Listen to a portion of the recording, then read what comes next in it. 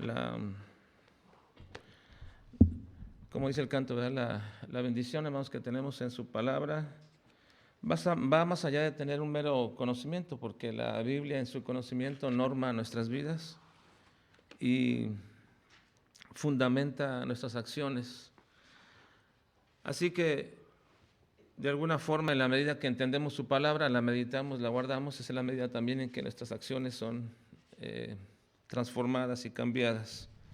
Vamos hoy a concluir, hermanos, con la serie de temas que los domingos estamos llevando a cabo, porque el próximo domingo tenemos un tema especial para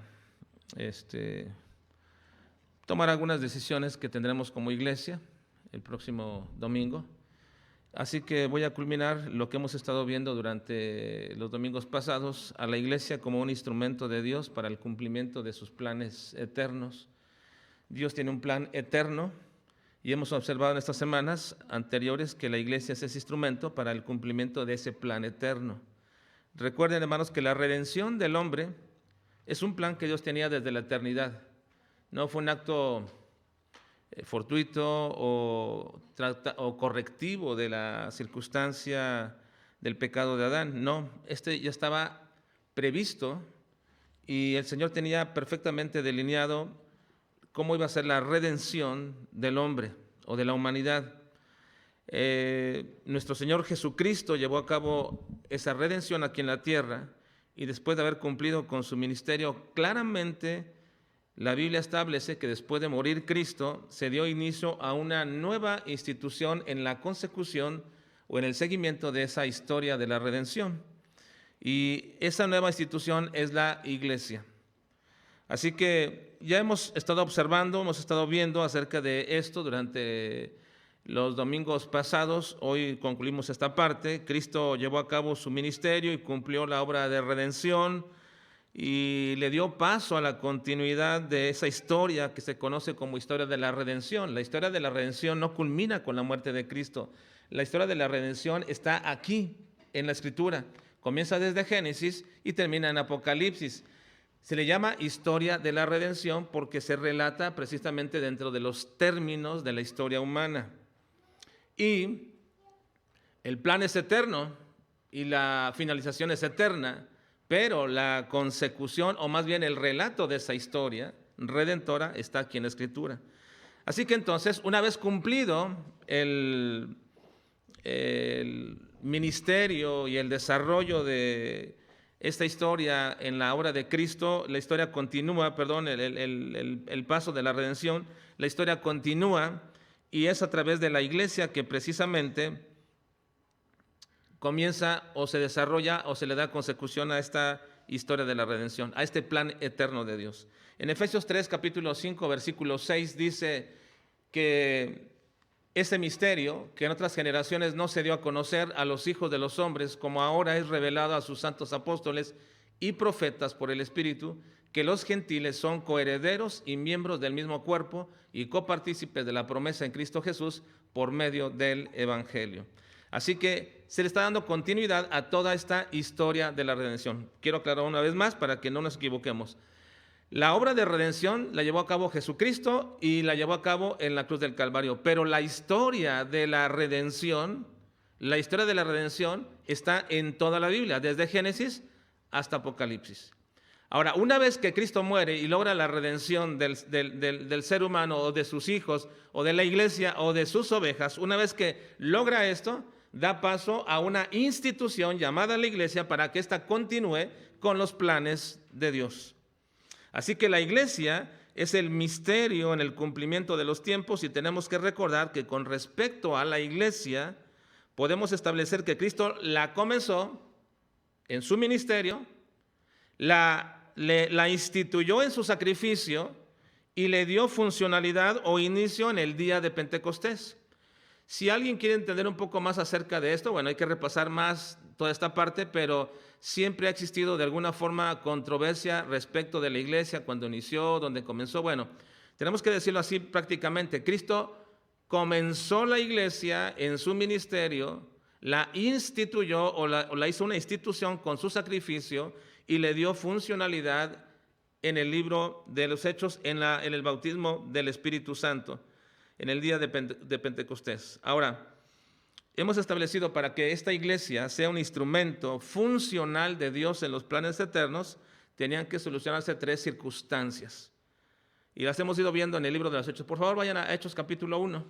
Estamos ahí en este momento, que es la continuidad de nuestro estudio del libro de Hechos capítulo 1.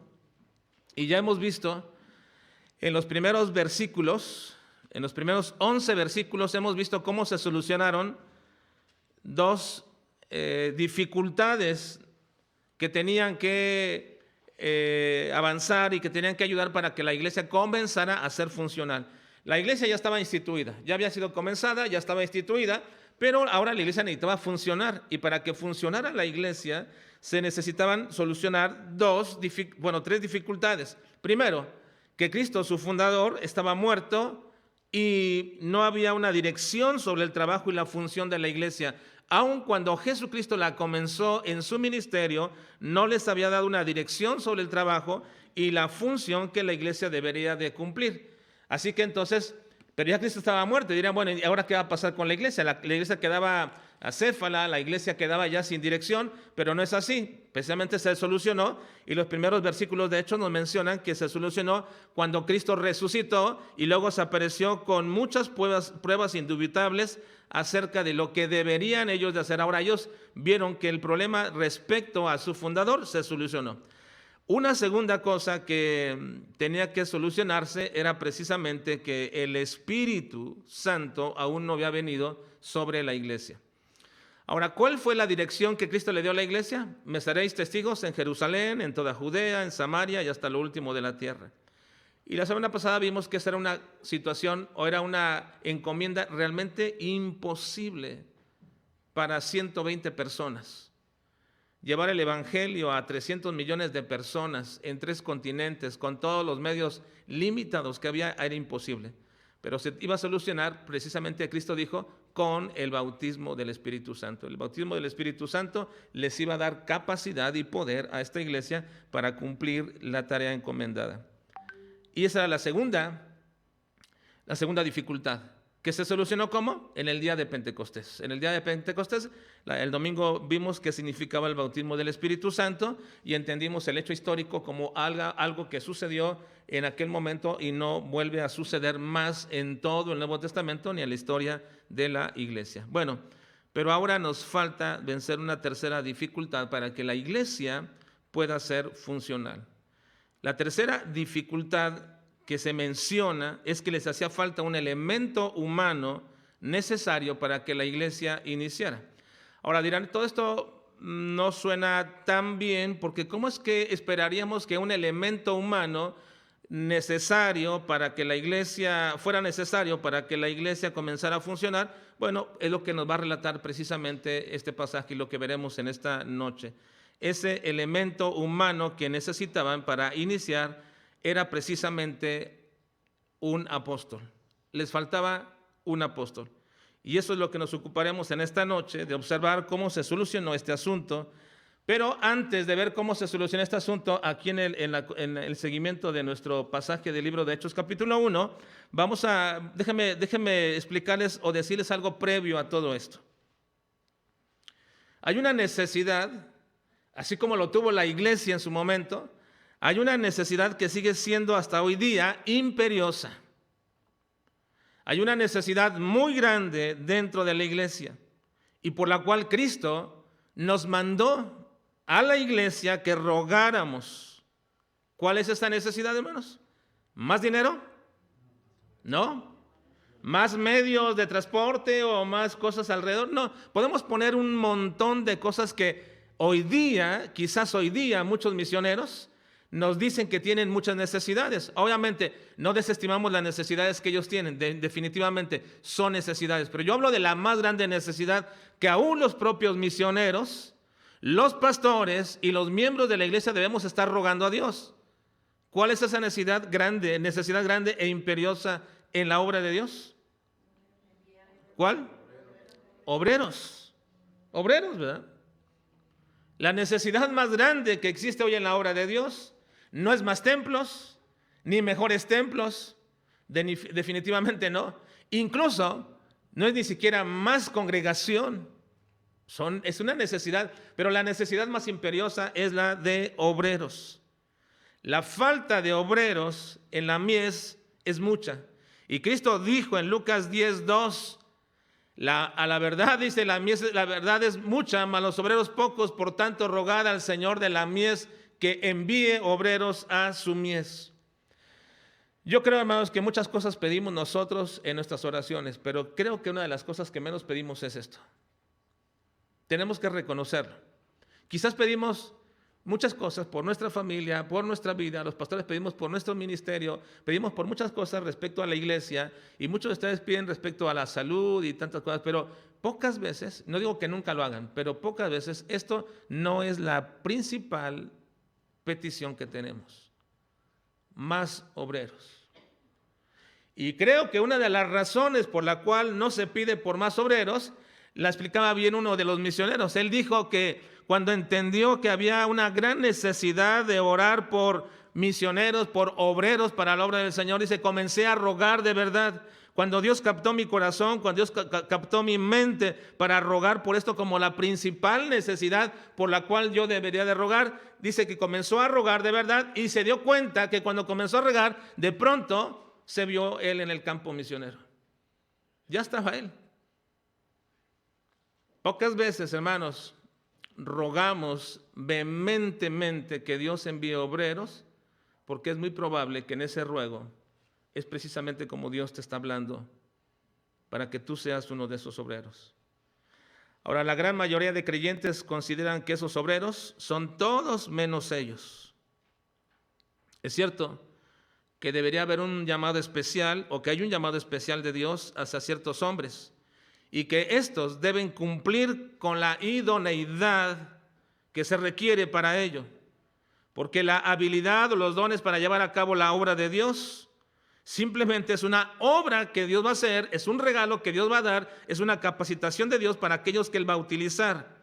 El problema aquí, hermanos, es que muchos creyentes no están dispuestos y posponen o retardan el ir a esa gran labor o mies para lo cual Dios les ha preparado.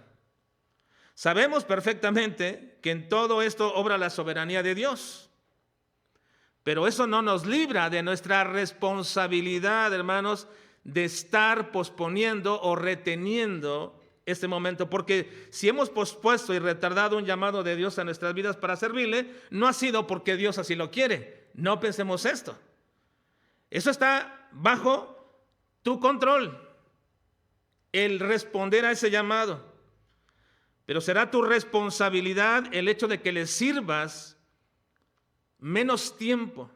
Dios es soberano y no te saldrás del control del Señor y Él te va a utilizar.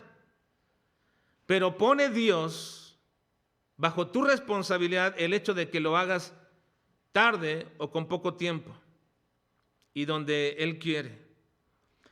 Así que vamos a observar en esta noche, y es probable, hermanos, digo todo esto porque es probable, y no digo que es probable, pero yo creo, hermanos, que Dios está llamando a algunos aquí. Y algunos tendrán que decir, ¿seré yo? Como preguntaban los apóstoles, ¿seré yo? Bueno, alguien podría preguntarse si en su corazón. Pero te diré, hermano, que todo está bajo el control de Dios. No te escapas del control de Dios. Si te ha llamado, vas a estar ahí. Pero Él pone bajo tu responsabilidad en el tiempo y la respuesta a este llamado. Así que, esta es la última parte. Quizás es tu responsabilidad, de hecho, que le sirva menos tiempo y donde Él quiere. Pero empecemos observando precisamente en esta noche esta circunstancia en la última parte del capítulo 1 de los Hechos.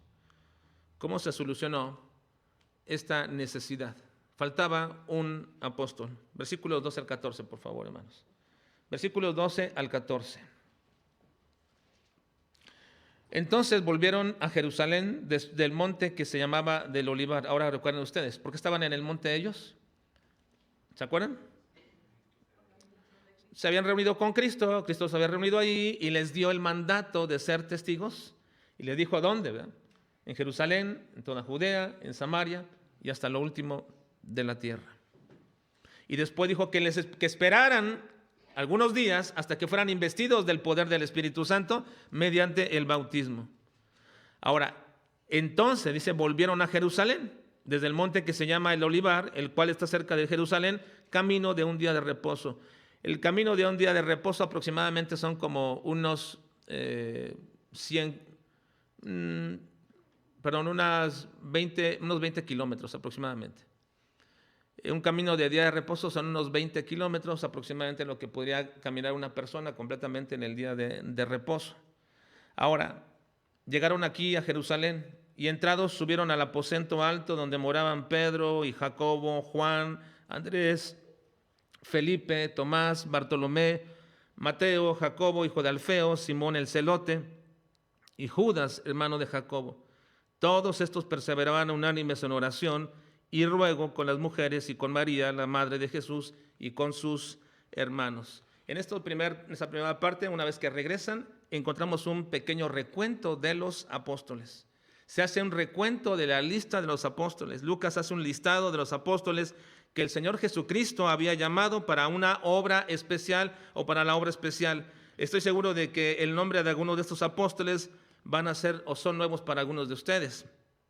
Y si no lo son, por lo menos lo que sí estoy seguro es que no me podrán decir alguna labor o alguna frase o alguna palabra, algún trabajo que algunos de ellos hicieron de estos apóstoles. Por ejemplo, ¿quién me puede decir qué dijo o qué hizo o en qué se relacionó Bartolomé?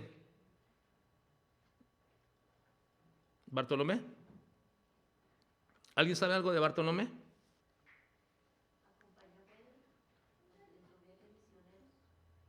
¿Bartolomé? Esa no me lo sabía, pero vamos a... No, ¿verdad? Pero en todo caso sería, a lo mejor está pensando en Bernabé, ¿no? Y también sería Pablo, no Pedro. Sí, también entonces, pero bueno, Bartolomé realmente, ¿alguien sabe algo de Bartolomé? ¿No? Lo único que podríamos saber es que era hijo de Ptolomé, porque ese significa su nombre, ¿no? Bartolomé.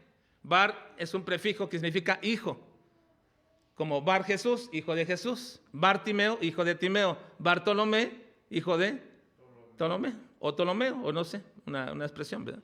Quizás es lo único que sabríamos. ¿O alguien sabe algo de Simón el celote? Que era celote nada más. Celote era una secta de judíos que buscaban de alguna forma, eran muy apegados, muy nacionalistas. ¿O de Felipe? Felipe sí sabe, ¿no? A ver, ¿qué saben? ¿No? ¿Sabes qué iban a decir eso, ah? Felipe ese no es el evangelista era un diácono. Felipe el evangelista que le habló a un eunuco era un diácono. ¿De Felipe qué sabemos? ¿Mande? Bueno, miren, menciono esto por lo siguiente, hermanos. Menciono esto porque, miren, el listado que se da de estos discípulos, de estos apóstoles, es importante en el recuento que hace Lucas aquí. Y ahora, aunque nosotros no sepamos mucho de la labor de cada uno que hizo en particular, conocemos de Pedro. Y digo de Pedro, me van a decir un montón de cosas de Pedro, ¿verdad? A ver, de Pedro me dicen, ¿qué? Tantas cosas que hizo Pedro. Le cortó una oreja a un siervo, negó a Jesús, caminó sobre el agua.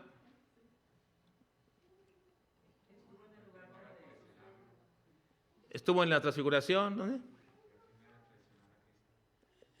Fue el primero en traicionar a Cristo. Bueno, lo negó, sí, la traición. ¿Qué más? Tenía una suegra que quería mucho porque llevó a Jesús a que la sanara, ¿verdad? A que la sanara. ¿Qué más? Escribió 2 cartas. Bueno, podemos decir mucho de Pedro, de Juan, muchas cosas respecto a ellos, pero miren, el hecho, hermanos, de que no sepamos muchas cosas de los apóstoles y se nos da un recuento, y aunque no sepamos la labor que muchos de ellos hicieron en particular, lo que sí debemos estar seguros, hermanos, es que el Señor Jesucristo nunca iba a escoger a alguien dentro de la multitud de cientos o de miles de discípulos que tenía, porque Jesús tenía miles de discípulos. Es decir, gente que le seguía, gente que estaba aprendiendo. Claro, algunos equivocadamente, algunos quizás porque veían los milagros y porque Cristo les saciaba su pan o su necesidad de pan o de hambre o de enfermedad. Pero Cristo tenía muchos discípulos, demasiados discípulos, y dice la Escritura que fue a orar al monte y después que regresó, después de haber orado, escogió a 12 de ellos. Dice Lucas 6:13 respecto a esta acción: y cuando era de día llamó a sus discípulos, a todos sus discípulos los llamó y escogió a 12 de ellos, a los cuales también llamó apóstoles. Así que de entrada podemos decir que cuando Dios llama a alguien, no lo llama para que no hagas nada. No, Cristo no llamaría a esos 12 apóstoles para tenerlos nada más ahí de adorno, de ninguna forma. Estos apóstoles iban a cumplir una función muy importante. Así que Cristo no llamó a nadie, a alguien para que no hiciera nada. Lo llamó para cumplir propósitos especiales a través de ellos. Pero, ¿qué diríamos de Judas? Porque también llamó a Judas. ¿Se equivocó el Señor con respecto a Judas, a su llamamiento? ¿Escogió equivocadamente nuestro Señor Jesucristo a Judas? ¿O quizás Cristo no previó que Judas sería un traidor? Pedro nos da la respuesta respecto a este Judas. ¿Por qué Cristo lo escogió? ¿Por qué escogería Cristo a Judas si iba a ser un traidor? Bueno, en los versículos siguientes nos dice Pedro por qué. Versículos 15 al 19. Dice: en aquellos días Pedro se levantó en medio de los hermanos, y los reunidos eran como 120 en número, y dijo: varones hermanos, era necesario que se cumpliese la escritura que el Espíritu Santo habló antes por boca de David acerca de Judas, que fue guía de los que prendieron a Jesús, y era contado con nosotros y tenía parte en este ministerio. Este pues, con el salario de su iniquidad, adquirió un campo y cayendo de cabeza se reventó por la mitad y todas sus entrañas se derramaron. Y fue notorio a todos los que habitaban en Jerusalén, de tal manera que aquel campo se llama en su propia lengua Aceldama, que quiere decir campo de sangre. Lo primero que nos dice Pedro respecto a por qué Cristo escogería a Judas y por qué Judas sería uno de los discípulos de Cristo es que Cristo escogió a Judas para que se cumpliera la Escritura. En el versículo 16 dice: hermanos, era necesario que se cumpliese la Escritura en que el Espíritu Santo habló antes por boca de David acerca de Judas. Así que entonces tenemos que Cristo escogió a Judas para cumplir las Escrituras. Y tenemos que recordar que las profecías, hermanos, son una manifestación del conocimiento previo, pleno de Dios. Pero no solamente que Él conoce lo que va a suceder, sino que Él lo determina que suceda. Miren, el Señor no le mandó y no le reveló a David que trajera una profecía sobre la traición a Jesús en uno de sus salmos, porque vio a futuro que uno de sus discípulos iba a traicionarle. Entonces, después de ver a futuro, regresa y le dice a David, que él profetice sobre este asunto. No, eso no es lo que sucede en el conocimiento de Dios. No quiere decir que Dios va al futuro y ve lo que sucede y entonces regresa y profetiza. Eso sería de alguna manera incorrecto y hasta inadecuado. Es como si tú, mire, qué tan inadecuado y tan incorrecto sería pensar así de Dios, que si yo te dijera que si tú tuvieras la capacidad de ir al futuro, ¿qué harían ustedes en el futuro, hermanos? Si fueras al futuro y fueras al futuro tú y vieras cuál va a ser el premio ganador la próxima... ¿Cuándo va a ser? No sé cuándo es. Ahora en Navidad o no sé. ¿Cuántos millones? Vas, el premio ganador, y entonces regresas y vas y compras ese boleto. Es como pensar así de Dios, que Dios no sabe todas las cosas, pero como va al futuro y regresa, entonces después puede profetizar y decir, y todo el mundo decir, qué conocimiento de Dios tan grande que puede profetizar. No es así, hermanos. El conocimiento de Dios no es que Dios vea el futuro para saber lo que va a acontecer, es que Dios dispone que esto suceda. Ahora, Dios había planeado que su Hijo Jesucristo fuera traicionado por uno de sus más cercanos seguidores, y lo profetizó mediante David. Vean el Salmo 41:9. En el Salmo 41:9 dice: aún el hombre de mi paz, en quien yo confiaba, el que de mi pan comía, alzó contra mí el calcañar. Esta es una de las profecías que se refieren a Judas. Otra más está en el Salmo 55:12 y 13. Porque no me afrentó un enemigo, lo cual había soportado, ni se alzó contra mí el que me aborrecía, porque me hubieran ocultado de él, sino tú, hombre, al parecer íntimo mío, mi guía y mi familiar. Es otra de las son las dos profecías que se refieren a la traición de Judas y a la que Pedro se está refiriendo para que se cumpliese la escritura. Ahora, tendría que ser un hombre tan cercano a Jesús. Pero la pregunta sería, esa era la profecía, uno cercano a Jesús, un íntimo de Jesús lo iba a traicionar. La pregunta sería, ¿tendría que ser Judas? ¿Tendría que ser Judas? Es decir, Dios había dispuesto que Judas fuera ese que iba a traicionarle. La profecía dice que uno íntimo le iba a traicionar, pero la pregunta es, ¿y tendría que ser Judas? Bueno, yo diría no. Hermano. Porque nosotros no creemos, hermanos, en lo que yo encuentro en las Escrituras, no creo que Dios elija a las personas para que éstas sean condenadas. Dios no elige a personas para ser condenadas. Por lo tanto, no puedo creer que Dios haya elegido a Judas para que él fuera condenado mediante esta acción que llevó a cabo. La Biblia es clara, hermanos, a este respecto. Dios elige a aquellos que ha de salvar. Esto es claro en la Escritura, lo hemos ya visto por mucho tiempo. Dios ha elegido a las personas que ha de salvar. ¿Por qué? Porque todas las personas están en la misma condenación, están en la misma condición de pecado, en la misma condición de ser condenados. Pero también la Escritura es clara cuando pone la responsabilidad en cada hombre el hecho de que sean condenados. Dios elige a personas para salvarlas, pero no elige a personas para condenarlas. Y algunos dirán, pero esto es imposible, pues si elige a unos, entonces los demás están condenados. No, no es imposible. La condenación está en todos los hombres. Todos los hombres están condenados. Pero cuando Dios hace uso de su gracia soberana para darle salvación a algunos, simplemente es una obra de Dios en su elección. Y los demás siguen en el propio camino que van de condenación. ¿Y de quién es la responsabilidad de ser condenados? Pues del mismo hombre. El mismo hombre está condenado por su propio pecado. Ahora, en Romanos capítulo 9 se muestra esta verdad. Ahora, aunque no estoy tratando de demostrar ahorita esto porque no es el propósito, lo que quiero hacer al presentarles este texto es vincular esto con lo que sucedió con Judas. Miren lo que dice Romanos 9, 22 y 23. Y que si Dios, queriendo mostrar su ira y hacer notorio su poder, soportó con mucha paciencia los vasos de ira preparados para destrucción. Noten lo siguiente, hermanos. Dios quiso mostrar su ira y hacer notorio su poder, soportando a los vasos de ira preparados para destrucción. Aquí hay que entender varias cosas. La palabra, los vasos se refiere a hombres, a personas. Vasos de ira preparados para destrucción. En nuestro español no alcanzamos a ver la diferencia, pero si ustedes después pueden buscar, hermanos, esto en una Biblia interlineal o en griego, van a encontrar que la palabra preparados es un verbo que está en forma pasiva, lo cual significa que ellos se prepararon. La voz pasiva significa que la acción del verbo recae sobre el sujeto.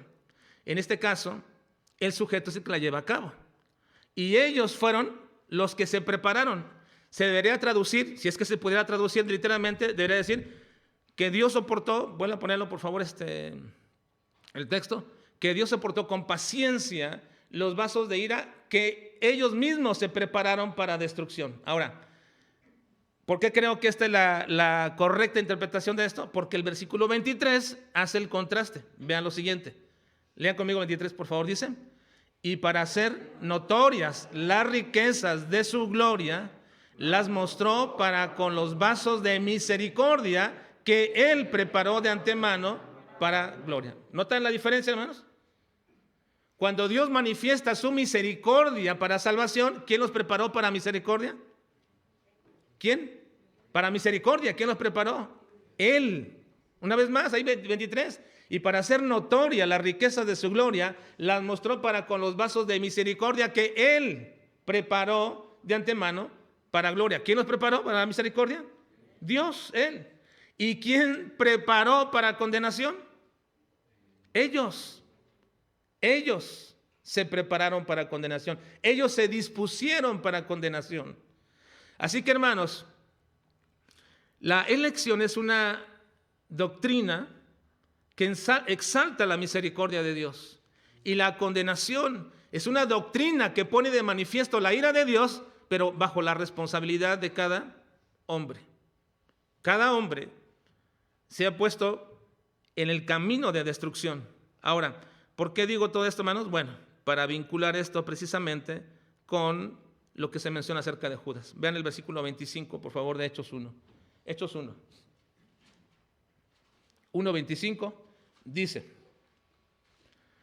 hablando de Judas, para que tome la parte de este ministerio y apostolado de que cayó Judas por transgresión para irse a su propio, ¿a dónde, hermanos? A su propio lugar. Esta expresión es lo que él escogió.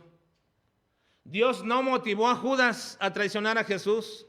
Dios no puso en el corazón de Judas a cometer esa traición, ni tampoco a ir a ahorcarse, ni tampoco a ser condenado. Él mismo se dispuso y lo pone aquí precisamente para ir a su propio lugar.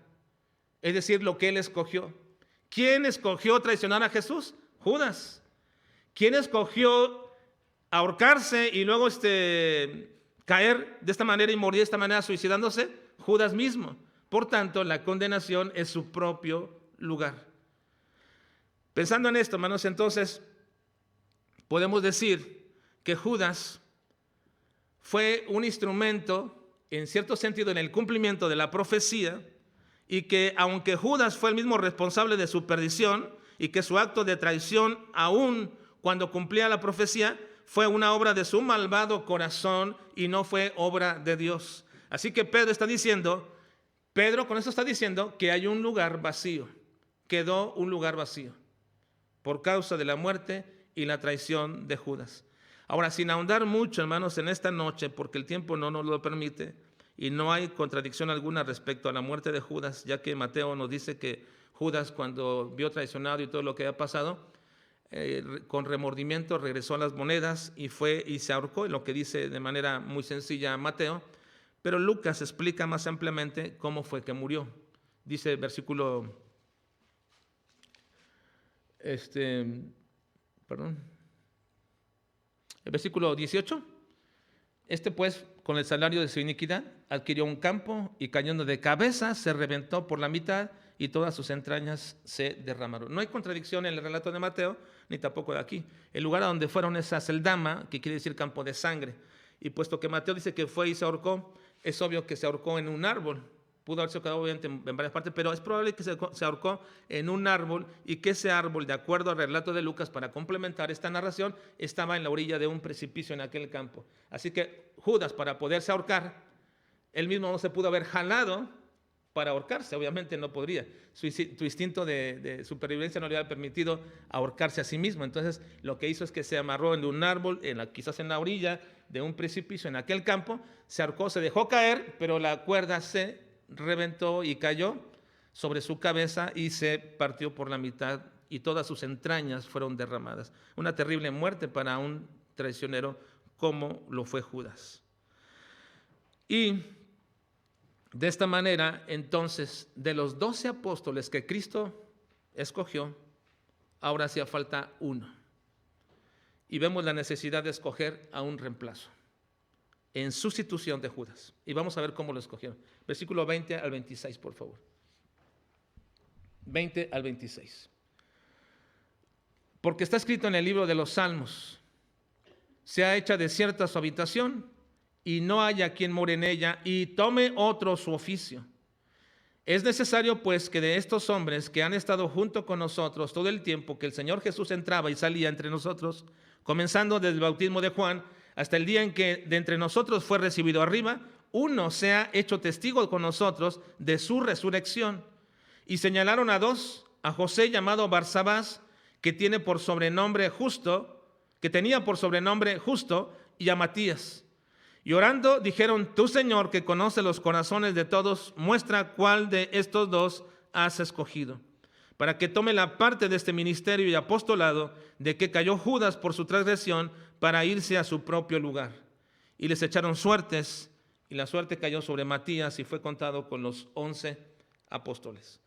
Así que esta parte última de Hechos nos muestra la necesidad, hermanos, de escoger a un reemplazo de Judas en sustitución de este traidor.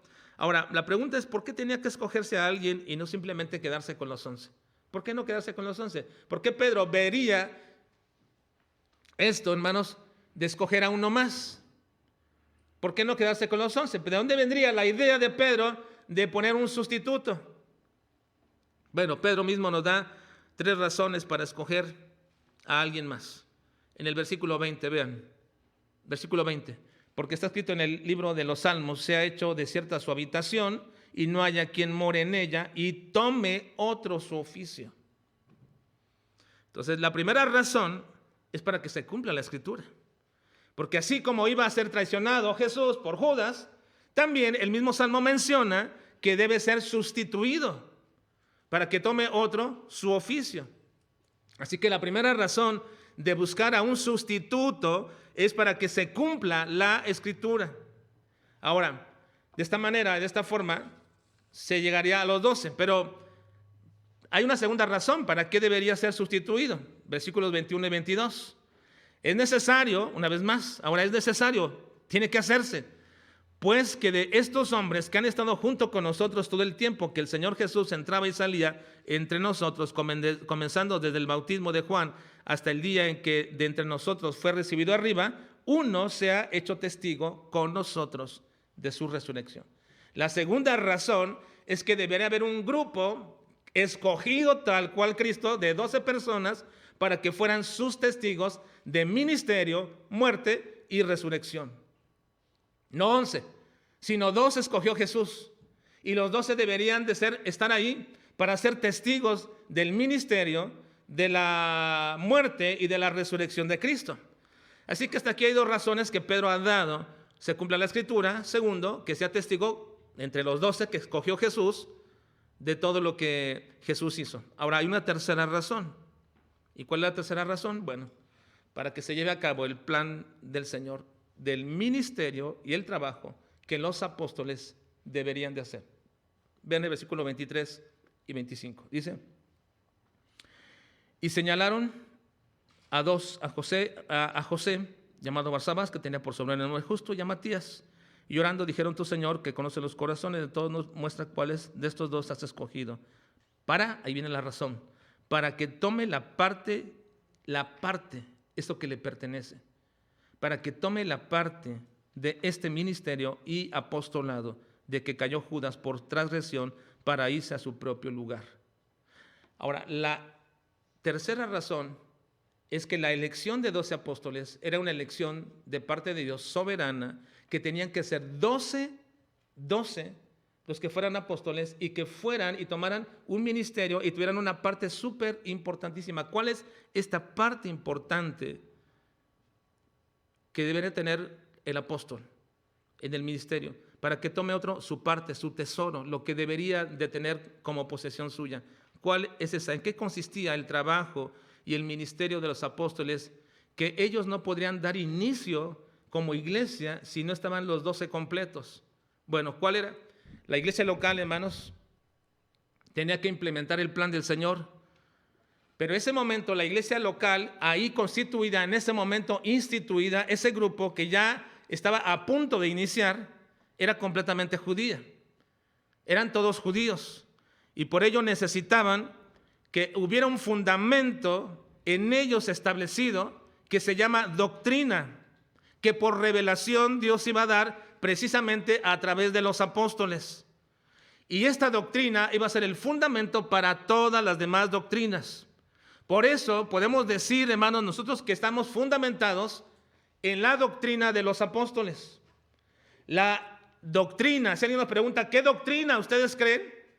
Es la doctrina apostólica. Ese es el fundamento que nos guía, que nos sustenta para llamarnos que somos una iglesia fundamentada en la palabra de Dios. ¿En cuál? En la palabra de Dios, bueno, sí, pero en la doctrina de los apóstoles, en la enseñanza de los apóstoles. Ese era el fundamento necesario, establecido, y deberían de ser 12 para que fundamentaran esa doctrina. Efesios capítulo 2, versículo 20 dice: edificado sobre el fundamento de los apóstoles y profetas, siendo la principal piedra del ángulo Jesucristo mismo. El fundamento de los apóstoles y profetas era precisamente la doctrina. Ahora, esto es sumamente importante porque la doctrina apostólica prepondera siempre como principal piedra del ángulo a Cristo. La doctrina apostólica siempre propone y dispone a Cristo como lo superior. Siempre la doctrina apostólica enseña sobre la superioridad, sobre la supremacía, sobre la llenura, sobre el todo que es en todo, que es Cristo. Cualquier iglesia que no prepondera a Cristo como verdadero Dios, no es una iglesia verdadera. Porque la doctrina de los apóstoles siempre prepondera a Cristo como la piedra principal sobre la cual no se puede edificar. En 1 Corintios capítulo 3, versículo 11 dice: porque nadie puede poner otro fundamento que el que está puesto, el cual es Jesucristo. En Isaías 28, 16 dice respecto a esto: por tanto, Jehová el Señor dice así: he aquí yo he puesto en Sión por fundamento una piedra probada, angular, preciosa, de cimiento estable. El que creyere, no se apresure. En Salmo 118, 22 dice: la piedra que desecharon los edificadores ha venido a ser cabeza del ángulo. Y en Hechos 4, 11 y 12 dice: este Jesús es la piedra reprobada por vosotros los edificadores, la cual ha venido a ser cabeza del ángulo, y en ningún otro hay salvación, porque no hay otro nombre bajo el cielo dado a los hombres en que podamos ser salvos. La doctrina apostólica siempre prepondera a Jesús como el fundamento de todo lo que creemos, de nuestra adoración, de nuestra predicación, de nuestro dar testimonio. Siempre es Cristo. Y ya que era tan importante que se fundamentara correctamente esa doctrina, se requería que fueran 12. El Señor había puesto precisamente esta pauta desde que tomó a 12. Pero la pregunta es: ¿por qué era tan importante que fueran 12? ¿Por qué no se quedaron los 11 simplemente? Bueno, ya hemos visto que tenía que cumplirse la escritura, que tomara otro oficio, y que ese también se constituyera como un nuevo testigo del ministerio, muerte y resurrección de Cristo. Pero ¿por qué 12? ¿Por qué 12? Bueno, la respuesta es que no lo sé. No sé por qué 12. No lo sé hasta ahora, la verdad. No sé por qué 12, pero deberían ser 12 para dar inicio, hermanos, a la función de la iglesia antes de que fueran investidos del poder del Espíritu Santo. Por eso es que dice que fueron echados suertes y la suerte cayó sobre Matías y fue contado con los 11 apóstoles. Ahora, sé que era tan importante que fueran 12 y no sé por qué, pero sí sé que era tan importante que fueran 12 que el Señor mismo ha construido una ciudad donde su esposa, la iglesia, va a morar, y los cimientos de esa ciudad están escritos los nombres de los 12 apóstoles. Miren Apocalipsis 21, 9. Vino entonces a mí uno de los 7 ángeles que tenían las 7 copas llenas de las 7 plagas postreras, y habló conmigo diciendo: ven acá y te mostraré la desposada, la esposa del Cordero. Versículo 10. Y me llevó el Espíritu en un monte grande y alto, y me mostró la gran ciudad, Santa Jerusalén, que descendía del cielo de Dios. Versículo 14. Y el muro de la ciudad tenía 12 cimientos, y sobre ello los 12 nombres de los 12 apóstoles del Cordero. ¿Por qué 12? No sé. ¿Pero era importante, hermanos? ¿Era importante que fueran 12? Sí, tan importante que va a ser parte del cimiento ejemplificado precisamente con la doctrina con la cual la iglesia se fundamenta. Ahora, culmino. Si así como fue necesario sustituir a un hombre para que se cumpliera, para que diera inicio a la implementación del plan del Señor, porque después, hermanos, en ese trayecto de los 10 días antes del Pentecostés, se tuvo que suplir a ese, para que fueran 12, Y luego, después de esto, vino el bautismo del Espíritu Santo para empoderar a la iglesia y cumplir su propósito. Ahora, así como fue necesario, hermanos, que hubiese un hombre para dar inicio a la implementación del plan del Señor para la obra misionera, hermanos, hoy día sigue siendo necesario personas en cada iglesia para continuar el plan del Señor. ¿Sí, hermanos? Hoy día, las iglesias no requerimos de un sustituto, de un apóstol. Estos ya estaban y pusieron el cimiento. Pero para que esta iglesia sea funcional, como lo han sido todas aquellas iglesias, requerimos personas que cumplan el plan del Señor. El propósito de la iglesia no es reunirnos aquí, no es cantar solamente, no es adorar solamente, no es aprender solamente, que lo hacemos, no es hacer todo lo que hacemos como una iglesia local. El propósito de la iglesia local y todo lo que hacemos es para ir preparando precisamente a cada uno en el momento en que Dios quiera llamar a alguno de ustedes para darle continuidad a su plan de llevar el evangelio hasta lo último de la tierra. Quizás ahora no lo sabes, pero tú podrías ser esa persona que nos hace falta en esta iglesia. Nos falta una persona que vaya y le dé continuidad al plan del Señor. Quizás no lo sepas, o no lo entiendas todavía, o no estás tan seguro, pero quizás tú seas. Y por eso Dios te tiene aquí, preparándote para luego enviarte. ¿Quién dirá, Señor, heme aquí, envíame a mí? Si tú quieres, Señor, yo voy. Solo disponte. No tengas miedo a preguntarle a Dios. No tengas miedo. No tengas temor. Quizás te diga, no, te quiero aquí. Pero quizás te diga, sí, tú eres. Vamos a orar, por favor.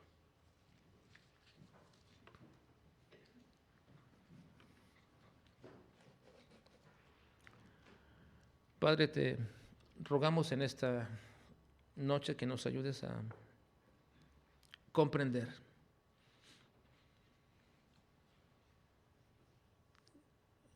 tu llamado, Señor, y a entender bien tu voz. Si somos tus hijos, entonces conocemos tu voz, Señor. Si somos tus ovejas, sabemos la voz de nuestro pastor. Y te ruego, Padre, que en esta noche sigas hablando al corazón de cada uno de nosotros, porque quizás, Señor, tú tienes preparado a alguien, como lo tuviste, Señor, en aquel tiempo cuando la iglesia va a iniciar su ministerio, Señor, su desarrollo. Tuviste a Matías y lo escogiste para que fueran 12 y contado entre ellos, Señor. Te ruego en el nombre de Cristo, Padre, que nos hagas visualizar si quizás en esta congregación, Padre, hay alguien que tú has elegido para este ministerio, para esta labor. Te ruego en el nombre de Cristo, Señor, que sigas hablando, que sigas, Señor, convenciendo su corazón, que le sigas mostrando lo que tú quieres para su vida, Señor. Te ruego en el nombre de Cristo que nos permitas ver pronto a alguien deseoso, dispuesto para cumplir tu voluntad. Te lo suplico, Señor, y te lo ruego en Cristo Jesús. Amén.